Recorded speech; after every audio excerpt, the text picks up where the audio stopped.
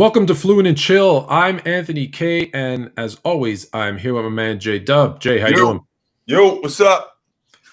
Oh man, most people think the off season in basketball in the NBA is a time to slow down and take a break.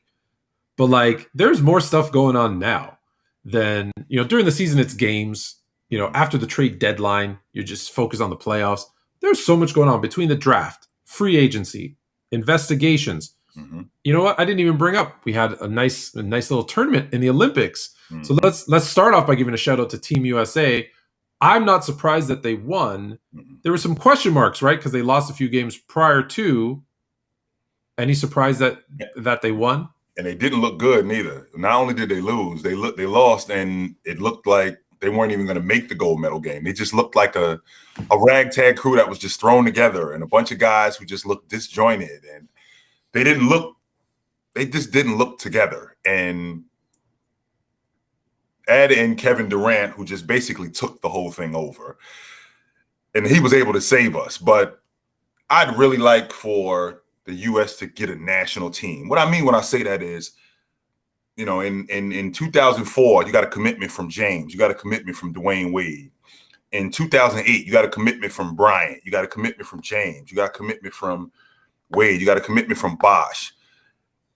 In 2012, the same idea. You got a commitment from James, Bryant, and Wade, Bosh, Chris Paul. I mean, Bosh, he ended up getting hurt, but you actually had some solidarity with the national team, and it wasn't a bunch of ragtag guys. And once you get that commitment from the better players, then even not only do more players play, but these guys play longer because the better players are playing, and then there's a level of solidarity. I'm playing on the Olympic team with Kobe Bryant. I'm playing on the Olympic team with LeBron James. Well, if I'm playing on the Olympic team with Kevin Durant and James Harden, then we can get some solidarity because we got a commitment from these guys, and we know that they're going to be here. So, if we could get the younger guys to commit to playing in the Olympics over the next 4 to 8 years, then we can have. Then I don't think we'll run into these problems.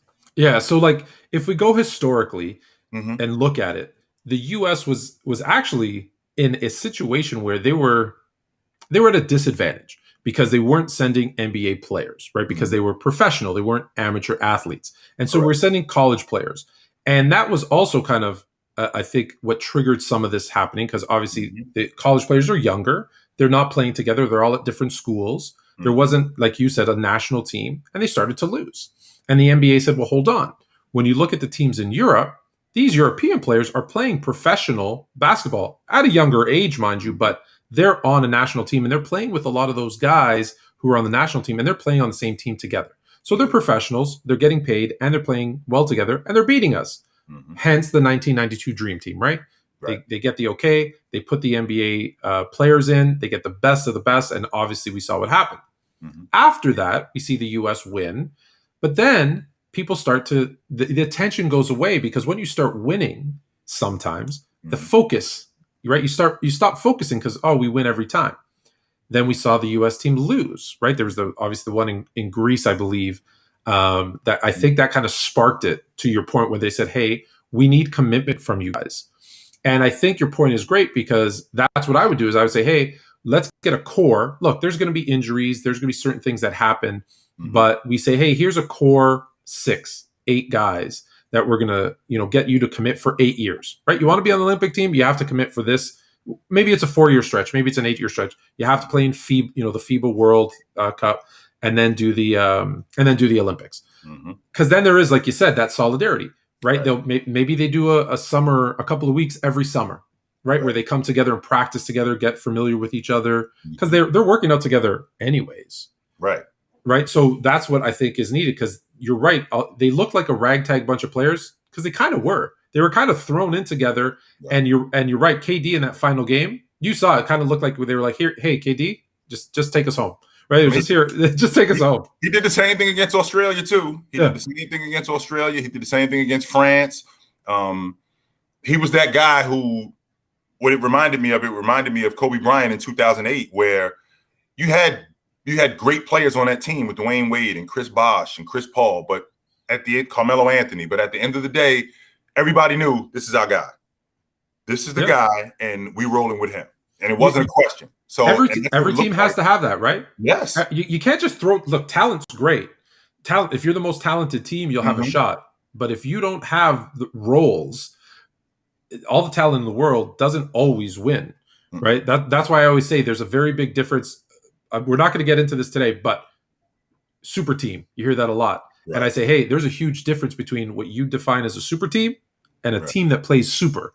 And I will take the team that plays super every time because they're going to win. So that's the Olympics. Let's get to the NBA. You're down in Florida.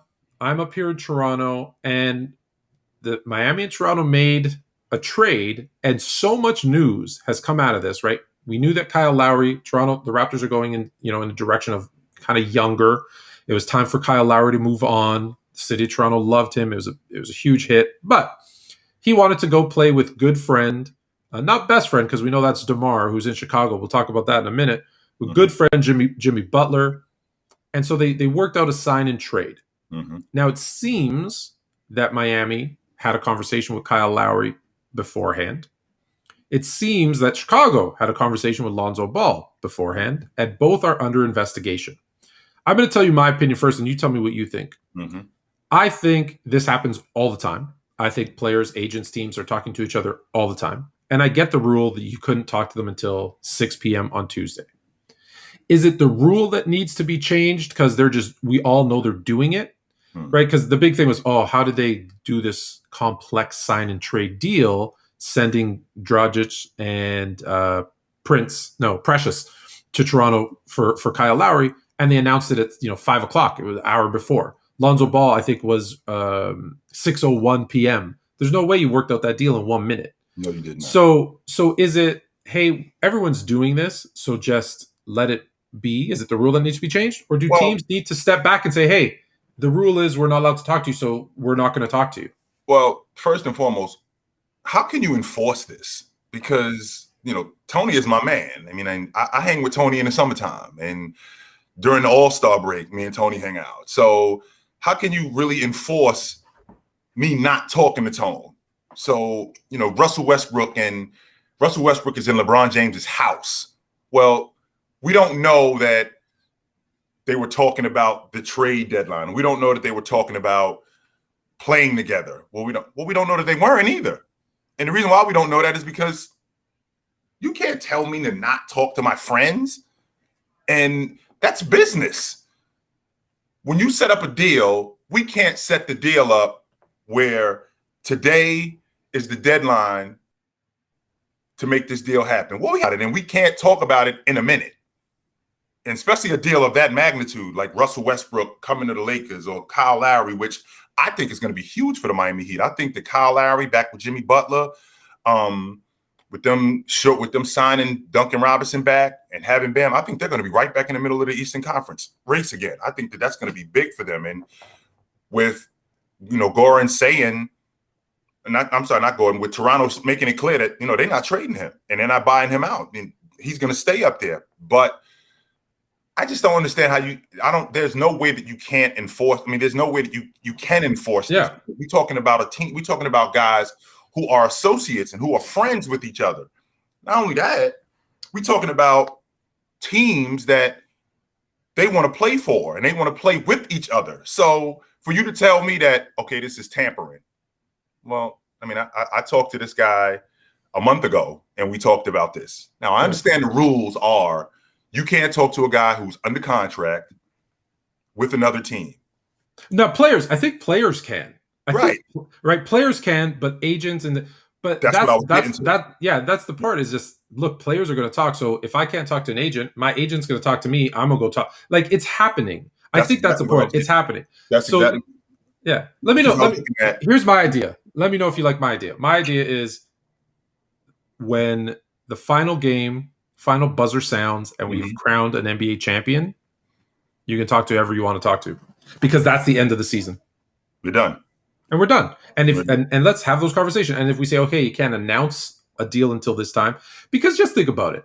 You tell me that I can't talk to anyone until Tuesday at 6 p.m. So what do I got to do? Stand outside their house at 5:59 and wait till 6 p.m. and then walk in and start negotiating. Like it's that's never gonna happen. I remember remember the midnight deals where I'm waiting on the phone at 12:01 a.m. I'm gonna make that. Come on, they've had a conversation already. Why why do this game of you're not allowed to talk? It's happening, and I don't even think it's wrong. I think look, if you're at a job, just a regular job, forget the NBA.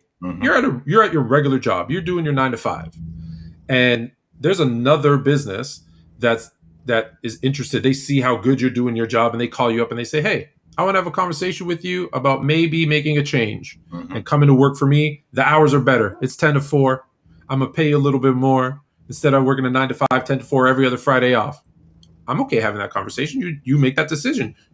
That's what any other business does. So if the season is over, listen, I'm not saying in the middle of a game to go over to the other team's bench and say, "Hey, do you want to come over to my team?" No. Which they do anyway, by the way. Which the players do. The players do. Yeah, you don't. I hope I don't see coaches going over and whispering it in people's ears.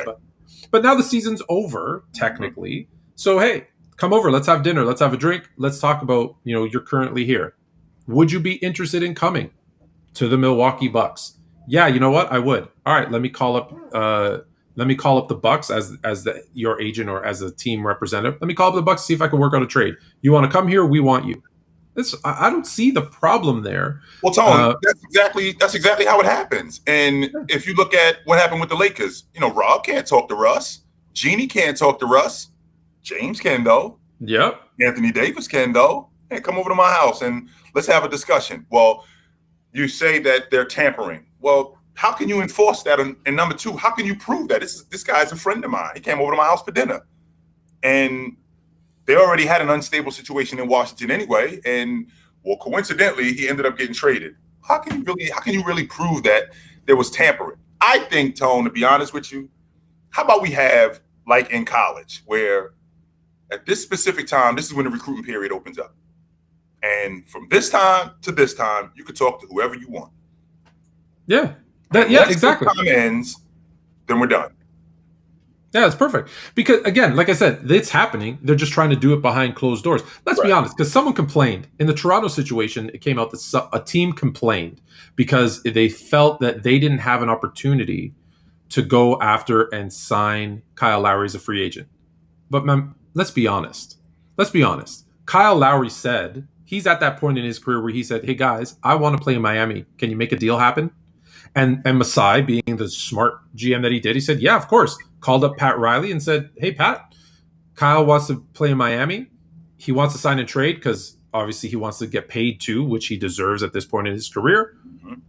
What are you willing to give up?" And Pat Riley said, "Well, if I have Kyle Lowry, Goran Dragic is redundant." Masai said, "Well, if I'm going to take Goran, an older 36, 37-year-old point guard for salary match, I want a young player too. How about Precious? Yeah, I'm looking at my team. Okay, makes sense. Let's do it." Right? So now we get the player that we want, who we think's an upgrade from Goran Dragic. And, we have to give up a young prospect, but who knows how he's going to develop. And everybody's happy. You didn't have a chance as another team, right? Because here's the thing. Kyle Lowry's a free agent. So he could sign wherever he wants. Trust me. He went and told them, "I want to go to Miami."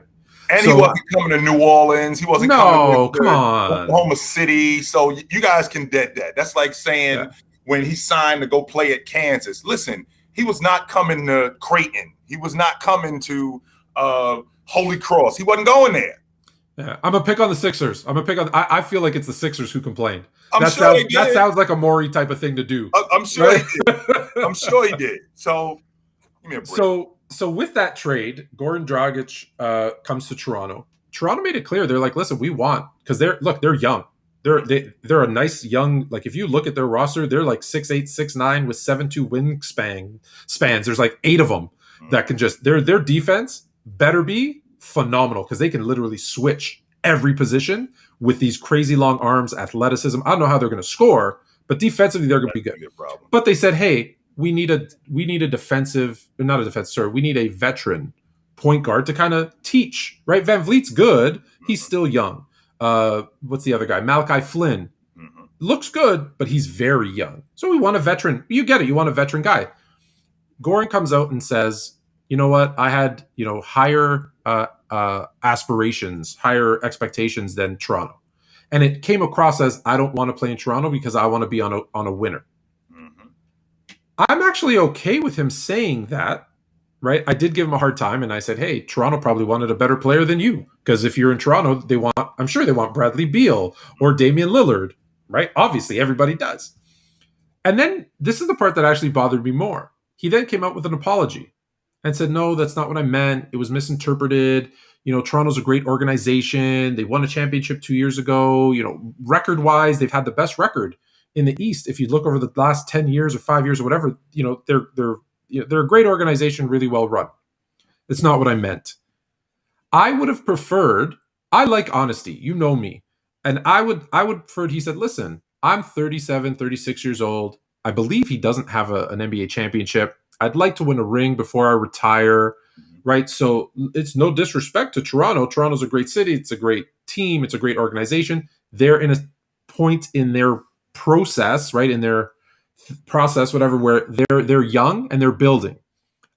I would prefer to go to a team that's in contention to win a championship next season, right? And I have a short list, and I've given that. Now, that should be a conversation he has privately with Pat Riley and Masai Ujiri. And in public, he says, hey, you know what? It's a business. I understand. I'm going to miss Miami. I love Miami, but I'm going to go do the best that I can for Toronto. And behind the scenes, hey, Masai, look, I want to go to I think Dallas was his preferred destination. I want to go to Dallas. I think they have a chance at a ring. I haven't won one. I've got 2 years left, 1 year left before I'm retiring. If you can make that happen, I would be forever grateful. That's the conversation you should have. So that's my thing, is that when he came out and apologized, I would have rather him said, no, that's what I said. And here's why I said it. I want to go to a contender. Toronto's a couple of years away, right? You got to give them, you want to pump them up a little bit. Hey, they're a couple of years away. I only have a couple of years left. And as much as I'd love to mentor some young guys that they have up there, I feel like it would really put like the cherry on top of my career. I've had a long career if I had an opportunity to win a ring. And that's what I meant. So if he stood by it, yeah, I'm with him. And it makes sense in Dallas because Luka is on a Slovenian team. He's from Slovenia also, so it also makes sense. But here's the problem, Tone. The problem is I can't tell this woman who, you're nice looking, but I'd really like to go out with somebody else because I think I could do better, and then backtrack that and go, well, I really didn't mean it like that. Well, actually, I did mean it like that. You really ain't that good looking, and I'd like to go out with somebody else who I think is better suited for me. Now that might ruffle some feathers with her, but I bet you she'd respect it more. I think I can do better than you. I think that I can do better than you. Well, the same idea with this guy, Goran. I think I can do better than Toronto. Now, I'm not a young pup anymore. So I'd like to play somewhere where I'd have another opportunity, because it's probably my last. I mean, he was in the finals, but he was hurt, so I didn't really get a shot to play. I'd like to have an opportunity to play for at least one opportunity to play for a championship. So it probably would have been that. It probably would have sat better with you, only except, we live in that kind of day and age where guys backtrack a lot of times when, they say what they meant the first time, and, oh, wait a minute, I don't know how well that's going to be received, and I don't know if I should have said that. And so. Yeah, listen, like I said, look, my first preference is you don't say anything publicly, right? You go behind the scenes. But if you're going to go public, I always say, look, you said what you meant. And typically you mean what you say the first time. Absolutely. Right. Yes, the second time is typically there's a PR person whispering in your ear, hey, that came across wrong. Right. No, it didn't. And we've all done it. Look, we've all done it. And that's it's okay. I also understand in the culture we live in today, you got to be careful because, he get canceled. And now nobody wants, he could end up. Yeah, he could end up like Dennis Schroeder. I don't want, what it was, 185 million. Now you're gonna get nothing, right? You should take the money. So that brings me to free agency. What do you think is the biggest, most impactful free agent move? Well, I think that there were a number of different teams who did a lot of good things. What Chicago did, they added more firepower offensively. I'm not really talking too much about Chicago or jumping out the window with them until I see what they do defensively. All right, they added 22. They added 22 more points a game from their wing position in DeRozan, and then they added a floor leader in Lonzo. Absolutely. So I can appreciate that. who also is a good on-ball defender and a distributor. All right, so I can definitely appreciate that. Who's going to guard, though? Who's going to rebound? It can't just be Vooch. And Laurie he's gone the other way every season since he's been with Billy Donovan. So until I see them guard, I'm not jumping out the window on them. I really dig what the Knicks did because I think RJ is going to come back better next year. I think Randall's going to come back better next year. I think Kemba was a no risk, all reward because they didn't have to pay for him. Oklahoma City bought his contract out. And if it doesn't work, he came for cheap. So we didn't really have to pay anything. But if it does work, we got him on the cheap and it worked out. So I think that was great for them. I like what Toronto did in the draft, even though I still had I like Scotty Barnes and I like what I'm seeing in the summer league with him. I think he's going to be a player. I still got a question about what they're going to do with OG. Yeah. I don't know exactly what the plan is with him and OG. I like what Dallas did, bringing back I think Tim Hardaway is one of the better D&3 guys in the game. They still got to get together with Luka and KP and define what we're doing offensively. We still got to get that. But Dallas, let's pause there, right? Dallas is still a star away. I don't think so. I don't think they're there yet. I don't think so. It's in today's roster makeup of the NBA. I think it's even harder, right, to win without that number two, right? Giannis. Everyone says, well, Giannis didn't have a superstar. Yeah, but Giannis had Holiday and Middleton, who look, they might not be superstars, but they're stars in this league, right? They had a three-headed attack there. It's gonna be hard for Luka with that roster. I feel like it's the same thing that he had with the Slovenian team, right? He's the guy, and he can carry them so far. Yeah. But he needs another piece. So hopefully I love what the Lakers did, Tone, to be honest with you. And the reason why I love what the Lakers did is because now James, everything isn't on him. He's not responsible for scoring all the points. He's not responsible for rebounding. He can be a primary distributor, and I like him playing that way because now really, yeah, absolutely, because it opens up more of Russ's game because now Russ can play in the open floor more.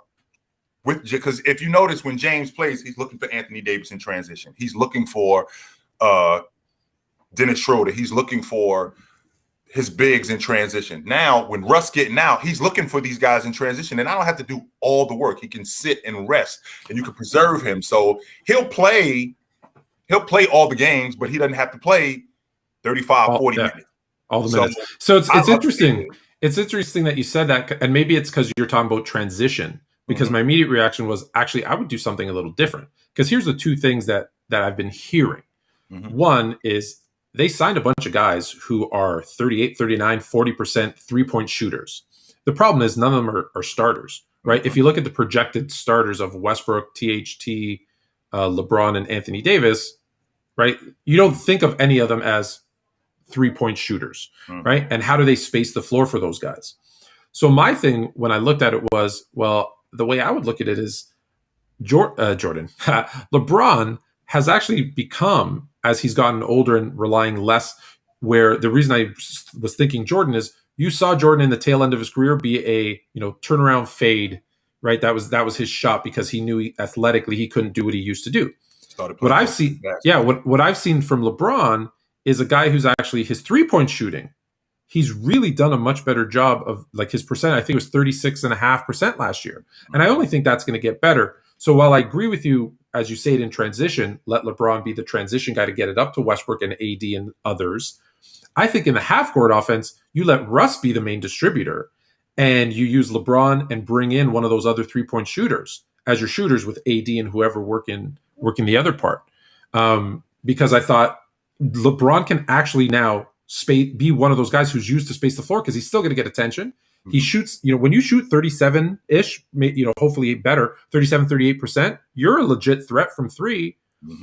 So now it opens it up for Russ and AD to do what they want to do. So I'm almost like maybe that's his transition is, to your point, getting the ball up to those guys in fast break, but then on the half court, be that guy who I don't want to say rests on offense, but Mhm. again, he doesn't have to be, pounding the ball and doing everything, which at 37 years old, you don't want him doing that anyways. Well, let me ask you this, Tone. How do you feel about Russ and James playing the pick and roll where Russ is the screener? And if you get James playing the four, where you get a 4-man to switch on James, and you get Russ and James in the pick and roll, and then you get Russ to switch on to that. You get that 4-man to switch on to Russ, and now you got Russ in a mismatch. Yeah, Or you got Russ diving to the basket.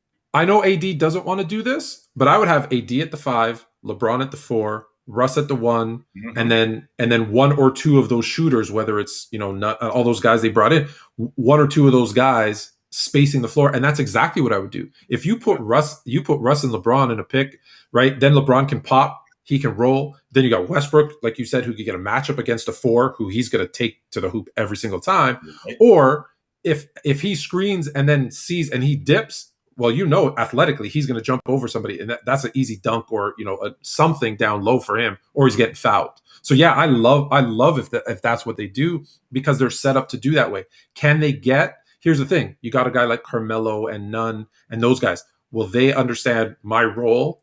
Right, is to hit these open threes, because they're going to have some, and get the ball down into AD. And will AD say, "Hey, I know I've said forever I'm a 4, I'm a power forward, I don't want to be a center." Hey, in today's day and age, you're the prototypical center. You're actually what every team wants as their center. If they can do that, and everyone understands their role, I don't care. Everyone's like, they're old. They're not. Look, their top guys might be older, but they got some younger talent there too that can shoot. I don't like the whole the geriatric Lakers I've been hearing stuff. No, man. I think you'd be surprised with them, because they're now so deep.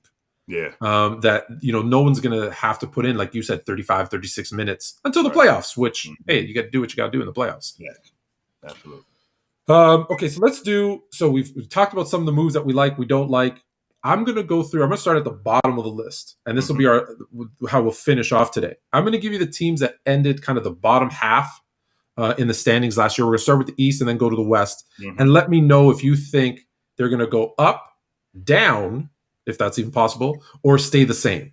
So here's the first bunch: Detroit, Orlando, Cleveland, Toronto, Chicago. I'll give you groups of 5. So let's start with Detroit. First pick overall, Cade Cunningham.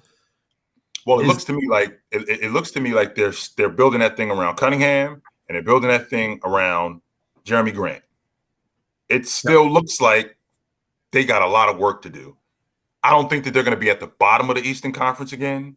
I do think that they improve, because I love what Cade Cunningham brings. I think that he could be. I think he has the ability to be an elite defender. And you know how I feel about two-way players. Yeah, guys who play on the other side of the basketball. I think that he can be an elite defender. And I think that that's going to be big for them. His ability to play make, his ability to get to the basket, his ability to pass the basketball, and even score, especially for a guy his age, is really good. But what separates him, in my opinion, is his athleticism and his ability to play on the other side of the basketball. Now, losing Vooch in Orlando, I mean, they were already at the bottom of the East, and they were starting over. They were definitely starting over. They'll get Markelle Fultz back. They'll get Fultz back. I'm very disappointed in Bamba, and I just haven't seen anything from this.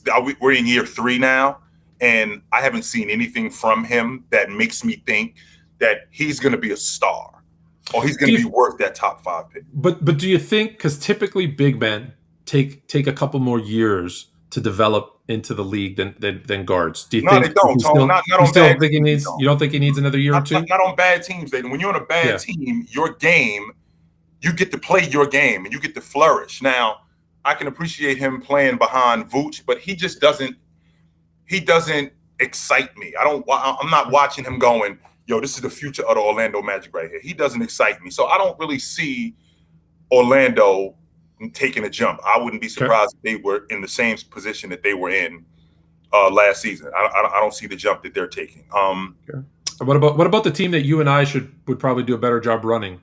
The Cleveland Cavaliers.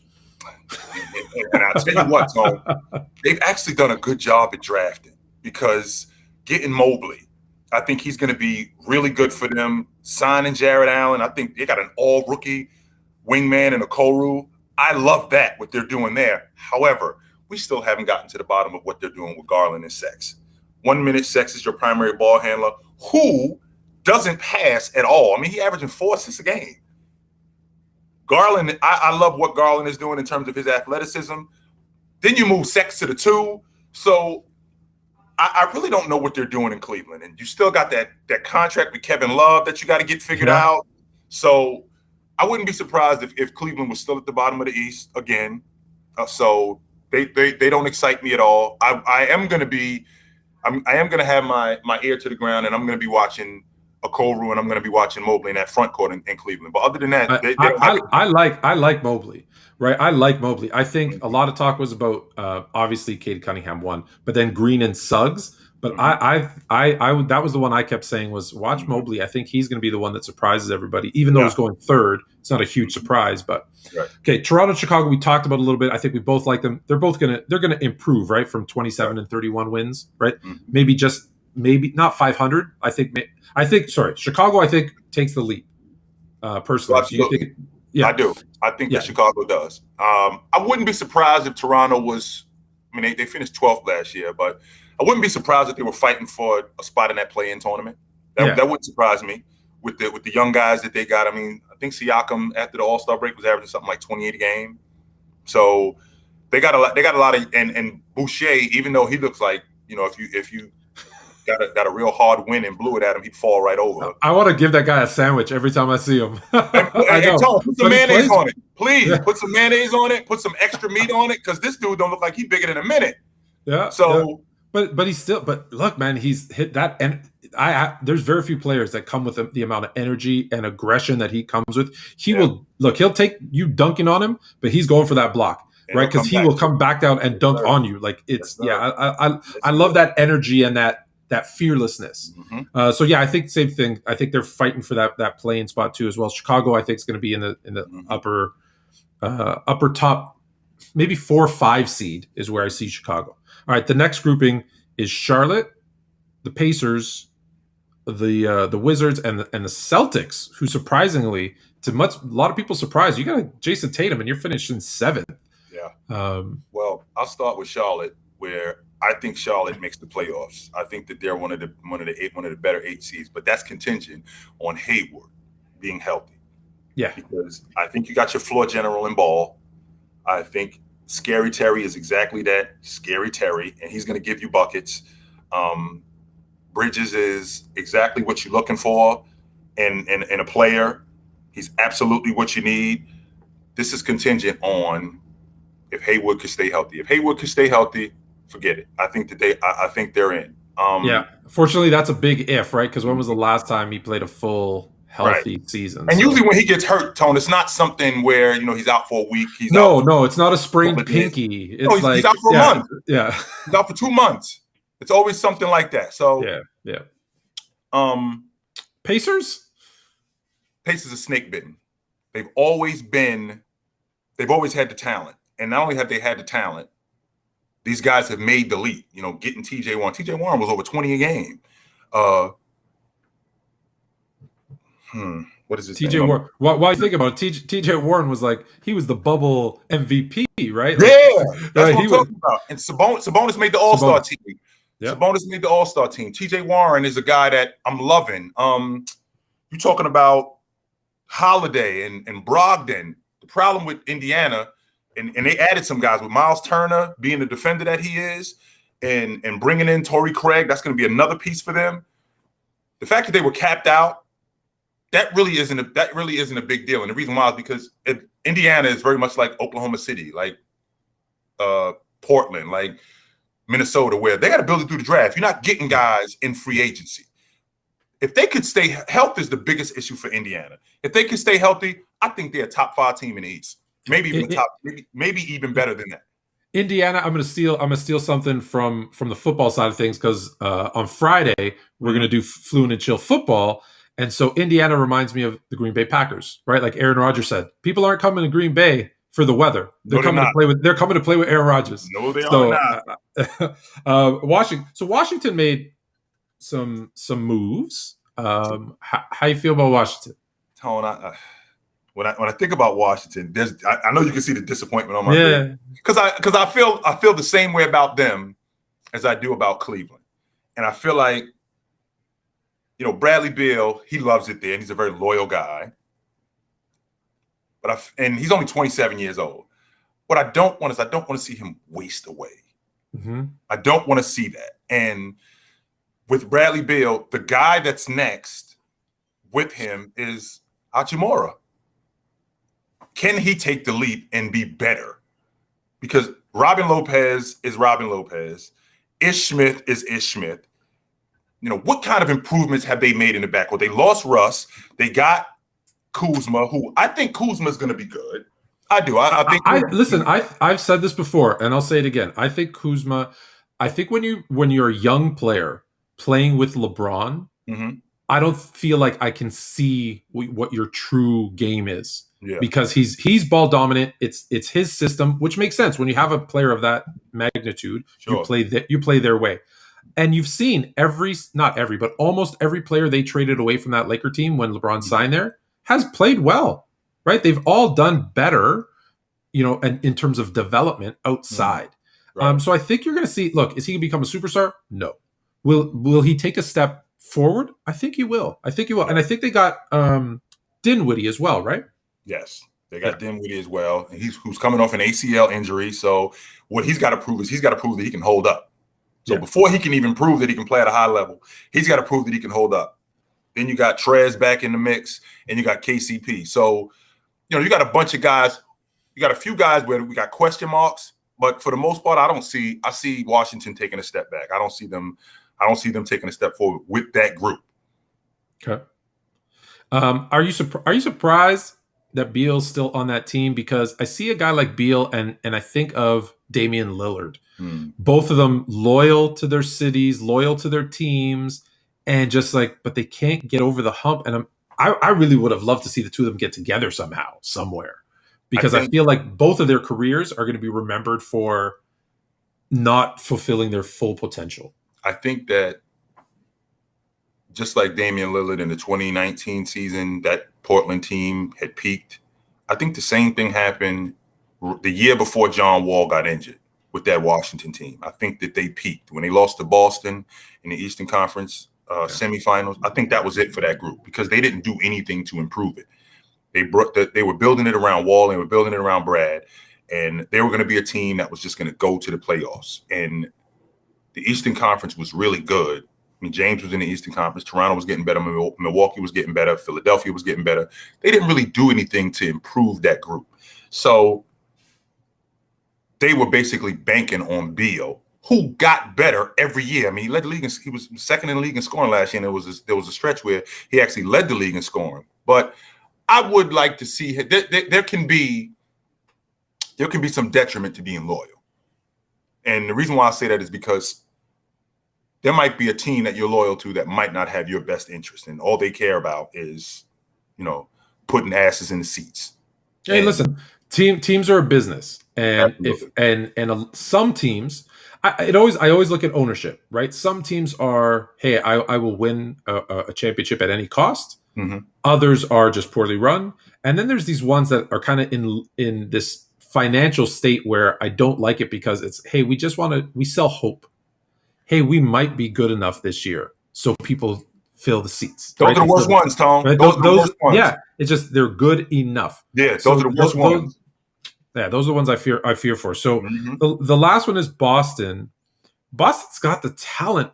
Is it the Jaylen Brown, Tatum don't fit together? What is stopping them from taking that step? Because they seem to do everything right when it comes to personnel, but they got to be better than 36-36 last season. You got to remember that. I mean, they lost Jaylen Brown for the rest of the season. I think he got hurt with the last 20-something games left in the season. Not to mention, in the last 4 years, they've been in East Finals twice. So I don't think they're that far away with that group.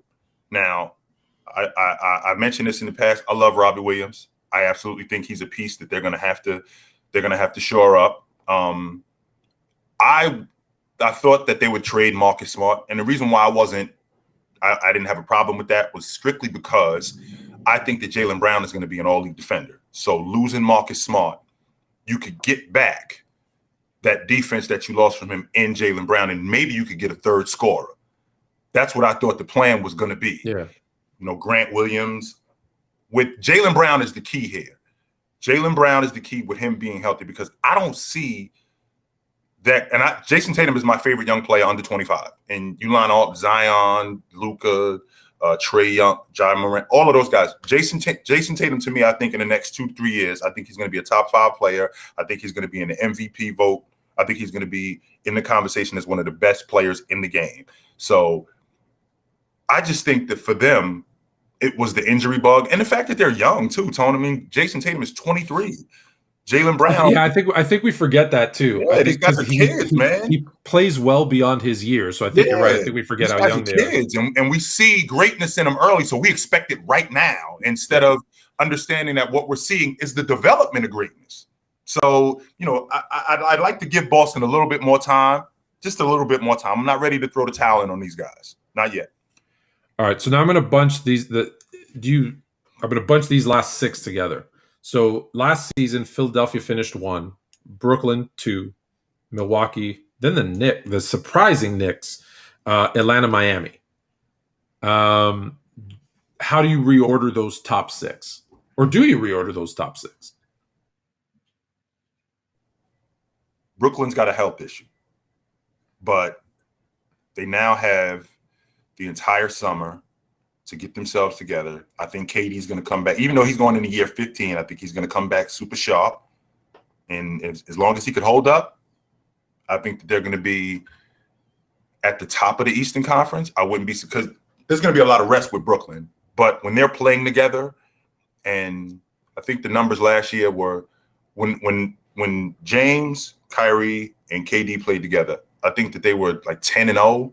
Or 11-1, something like that. When they played together. So if those guys play together and they could hold up, I'd put Brooklyn at the top. I think that Milwaukee, I think they go in front of Philadelphia, strictly off the strength that they're the champs. They go in front of Philadelphia. I go Philadelphia at 3, because until you show me somebody that could slow down Embiid, and as long as if Ben can bring his mental game offensively up with his defensive game, I think that they're going to be at the top of the East. So I'm gonna put them at 3. Can you pause there? I'm gonna pause you there. Sorry to interrupt, because I want to ask you this question, because this came up about Ben Simmons, and it's a really off the wall kind of thought, but is it crazy to tell Ben Simmons in the preseason, when it doesn't count, you have to shoot 5, whether it's 3s or mid-range and out jumpers per quarter, or I'm pulling you? Just to force him to do it so he can see, like, if he misses them all, does it kill his confidence is my only fear. But does it, because we see him in practice, he can shoot. It's not like he has horrible form and we need to change it. That's right. It's 100% mental. So do I force him to do it? And I bring up this because when I was heading into my senior year of high school, I was, listen, at 6'3" in my high school, right? I was playing the 3, the 4. And I obviously needed to transition to the 1 or the 2. And so I got sent to a guard camp at the University of Kentucky. And Rick Pitino and his staff did a great job. And one of the things they said was, hey, what is the one thing that you need to get better at over the next 2 weeks? And I said, look, I need to move into this guard role, because I know, listen, I'm 6'3", so unless I have some kind of crazy growth spurt that I'm not expecting, I need to be a better shooter. And he said, great, you're going to shoot 1,000 jumpers a day. And you're just going to be over there shooting until either your arm falls off or it becomes second nature that you're open, you're shooting that. And I went back my senior year, and I went from maybe being second or third from the bottom in 3-point shooting to the top 3-point shooter on my team. Nice. And I give all the credit to Tony Delk, I've told you this before, and to Rick Pitino and that staff, because they took what I said and they said, go, this is what you got to do. You got to do it until it becomes natural. So I've taken that kind of personal experience and saying, maybe that's what they need to do, is just in the preseason, in whatever, you have to shoot this. If you don't, you're going to sit next to me. And I know that's almost childish to say, come sit next to me, but force him to do it to where the point he's like, he's going to start to make them because he's talented enough. He's going to start to, and once he starts making them, it helps him get over what I think is a mental block. Is that a crazy idea? I don't know if it's crazy, but it's already a mental block with him anyway. So to force him to try to do something else, you might lose him because mentally, I think that I don't know how stable he is mentally because you've seen him in the offseason working on his game. So it's obvious that he's trying to do this. The question is does he trust it? It's the same thing like Giannis. You know, when Giannis goes to the stripe, Giannis obviously works on his free throws. The question is does he trust it when he goes to the free throw line? Is he at the free throw line going, this is money? Does Ben Simmons, when he's in the game and he's open, when a guy is standing in the paint with his eyes this wide, daring him to shoot the basketball, does he trust it and go, this guy's not going to cover me, this is money? Does he trust that? That's what it is. And to recognize that, if you're not doing this, you're a liability. And you're not helping us. If he can recognize that, he would just be so much better. Yeah. All right. So we were at Brooklyn at 1, Milwaukee 2, Philadelphia 3. I still think the Knicks are a middle of the road team in the Eastern Conference. So I would still put them at 4. And what I think about when I think about the 4-5 in the NBA, I equate it to the 8-9 seed in the NCAA tournament, where I think that's a pick 'em. Yeah, the team, the 8-9 team in the NCAA tournament, you could pick that game could go either way. Same thing with the 4-5. You get them in a series, any one of those teams can win. There is no, if Atlanta beats New York, we're thinking, wow, I can't believe they beat them. I mean, they finished like 2 games behind them. Typically, you'll see it, right? 4-5. I'm looking at it right now. 4-5 was New York, Atlanta. They both were 41-31. They had the same record. They had the same record. So that was a pick 'em right there. Yeah. So you could have put New York at 5. You could have put Atlanta at 4. It doesn't make a difference. Yeah. So I think that Atlanta I think they're running it back. So I think they bring their crew back. But I'm taking Atlanta out the mix, and I think Boston makes the jump, and I think they jump into the top 5. And I think they go ahead of Atlanta. I do think that. I think Boston's going to be a lot better this season. I think they're going to be a lot better this season, and I think they're going to make a lot more noise than they did last year. As long as those guys can hold up. So listen, we always got to assume health, because if someone gets hurt, that obviously changes the dynamic. So I just want to recap it for you. And what we're going to do on next week's show, we're going to do this for the West. So let's just finish. Let me just make sure I got it right. So you got Brooklyn 1, Milwaukee 2, Philadelphia 3, New York 4, Boston 5. Boston 5. Is Atlanta 6? Atlanta's 6. Miami drops then from 6 to 7? Yep. Okay. And then Chicago 8. Chicago. And then Chicago 8. So even with all the moves, Miami and more so Chicago did, you still think they're 7-8? I got to put them there strictly off the strength that I got to see them guard. I'm not prepared to throw them in the top 5 yet because I don't know how they guard. Yeah. I do think Atlanta takes that step back. I think that Charlotte's going to be right there in the middle of that play-in tournament, but I got to see Chicago guard. Until I see them guard, I'm not sold on it being a top 5 seed in the East. Nope. I think I'm going to see. I think Atlanta is actually the team that takes the biggest drop. So I'm with you on Brooklyn at 1 again if they're healthy. And it's funny, we're both picking we're talking about guarding. We're talking about the worst defensive team, and we're both picking them 1, but their offensive talent is just ridiculous if they're healthy. I'm with you with. I actually think Philadelphia stays atop. They go 2. I think Milwaukee stays at 3, and the only reason I think that is they know that the importance is the playoffs now. That's the one thing I see about championship teams. They rarely improve their record in the regular season the following year because they know, one, they have that. There's always that early hangover at the beginning of the season, and they know, hey, we just got to coast, stay healthy, be a top 4 seed so we can have home court in the first round. And then we're okay. So I think they stay 3. Then I've got, so for me, excuse me, then I got Boston at 4. New York drops to 5. Chicago at 6. Miami at 7. Atlanta at 8. Okay. So I have Atlanta, and not because they're bad, not because they take a step back. I just think the other teams did more to They to just got to be better. better, Okay, Yeah. So that's fair. so again, you know this 5, 6, 7, 8 could flip because it's one or two games is going to separate them, but Not to that's mention, where Tone, I'm looking at the Eastern Conference, and I don't know if you can attest to this, but I look at the Eastern Conference, and what it reminds me of, what the East was in the '90s, where it's going to be a yeah dogfight where you could go a week, you could be the number 4 seed, and in a week you can go from 4 to 10.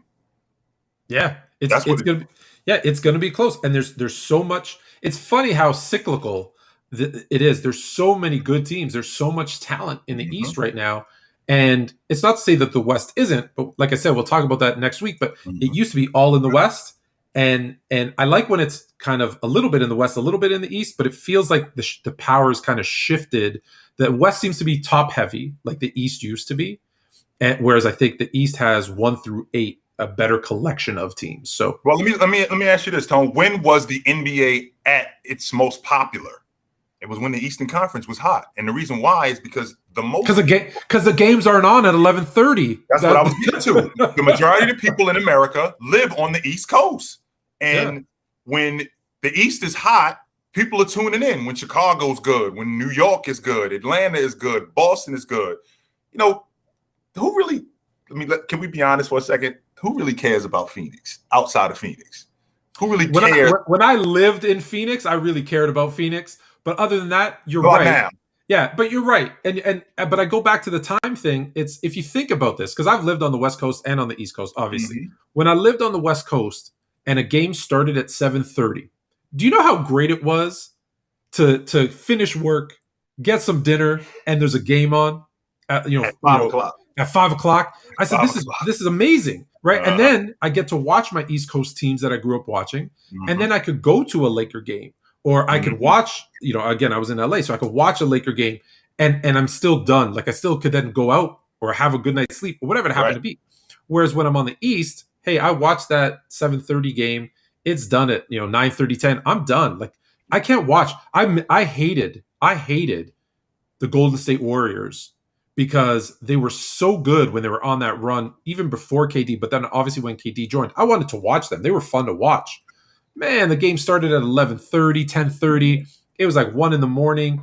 Yeah. And it's look, I know I sound like an old fuddy duddy, right? Like, oh, I can't stay up till 1. But man, to stay up till 1 o'clock in the morning, you got a life, you got a job. It's Yeah. tough. It's tough. It So is. yeah, I hear what you're saying. So, All right, yeah, man. so we'll end it on this. So that's our standings. Hmm. Way too early. I'm going to ask you again down the road, and we're gonna change our picks. I'm sure. Who comes out of the East? Well, I've always been, as a boxing fan, I've always felt like, this is where the belt is. And until you show me somebody else, I'm going with the champs. And until somebody knocks Milwaukee off, Milwaukee's coming out the Eastern Conference for me. And I know who Brooklyn is. I know who KD is, but I also know who James Harden is. And I've seen who he is in the playoffs. I've seen who Irv is in the playoffs. And these guys have a tendency to break down. And now they're actually older. Same thing with Philly. There's a lot of questions with what they're doing. Until you show me that you could get past the Milwaukee Bucks, until somebody takes them out, they're the champs. And I got them coming out the Eastern Conference. Well, I will end it with one of my favorite wrestlers of all time. To be the man, you got to beat the man. That's it. Woo! That's what the belt is. That's and what the belt and is. and so I'm with you because I'm of the same thinking. So I just want to remind everybody. So we're gonna do this every week, Fluent and Chill. On Wednesdays is basketball, but you're gonna get a double dose because every Friday, football Fridays, we're gonna do the same thing with the NFL. So I'll talk to you on Friday. Until next time, guys. This has been Fluent and Chill. I'm Anthony K. Here with J Dub. Take it light, but take it.